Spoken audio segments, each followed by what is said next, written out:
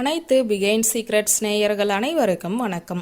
ஆடி வெள்ளிக்கிழமை, செல்வம் பெருக கட்டாயம் இந்த பொருட்களை வாங்குங்கள். வாங்க இன்னைக்கு அதை பற்றி பார்க்கலாம். ஆடி வெள்ளிக்கிழமை என்று அம்மனை வழிபட்டால் நம் வீட்டில் உள்ள தீமைகள் விலகி நன்மைகள் நடக்கும். அத்துடன் உடலில் ஆரோக்கியம், செல்வம், ஞானம் ஆகியவை நம்மை வந்து சேரும். இதுவரை திருமணம் ஆகாதவர்களுக்கு திருமண பாக்கியம் கிடைக்கும். குழந்தை பாக்கியம் பெறுவதற்கு இருக்கும் தடைகள் அனைத்தும் விலகும். விருப்பங்கள் அனைத்தும் நிறைவேறும்.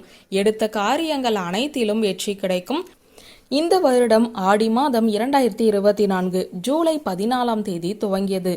ஆடி மாதம் என்றாலே வீட்டிலும் சரி, ஆலயங்களிலும் சரி, பெரிய அளவில் வழிபாடுகள் தொடர்ந்து நடந்து கொண்டே இருக்கும்.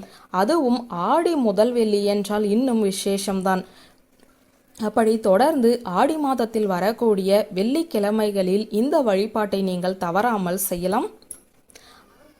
அப்படி வருகிற ஆடி வெள்ளியில் நீங்கள் முக்கியமாக ஒரு 2 பொருட்களை வாங்க வேண்டும். அதை வாங்கி உங்களுடைய வீட்டில் புதிதாக வையுங்கள். அப்படி வாங்கினால் செல்வமும் ஐஸ்வர்யமும் மென்மேலும் பெருகும் என்பது நம்பிக்கை. ஆடி மாதம் வருகிற வெள்ளிக்கிழமைகளில் மகாலட்சுமிக்கு மிகவும் உரித்தான ஒரு நாள். அந்த நாளில் அந்த தெய்வத்திற்கு உகந்த ஒரு பொருளை நீங்கள் வீட்டில் வாங்கி வைத்தால் உங்கள் வீட்டில் ஐஸ்வர்யம் பொங்கும். வீட்டில் உள்ள பிரச்சனைகள் அனைத்தும் விலகும். இந்த ஆண்டு ஆடி மாதத்தில் 4 வெள்ளிக்கிழமைகள் வருகிறது.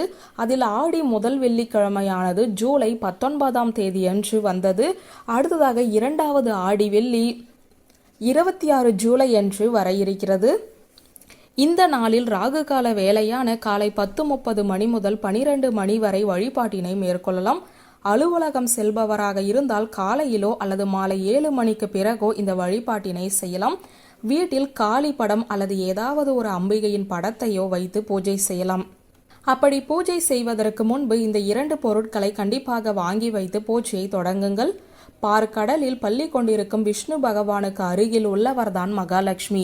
அவருக்கு உப்பு மிகவும் பிடிக்கும் என்பது சொல்லுவார்கள். உப்பு மகாலட்சுமியின் அம்சமாகும். அதனால் ஆடி வெள்ளி அன்று உங்கள் வீட்டில் சிறிது உப்பை வாங்கி வைக்க பல ஐஸ்வர்யங்கள் ஒன்றாக கூடும். அந்த மகாலட்சுமியே உங்கள் வீட்டிற்கு வந்ததாக அர்த்தம்.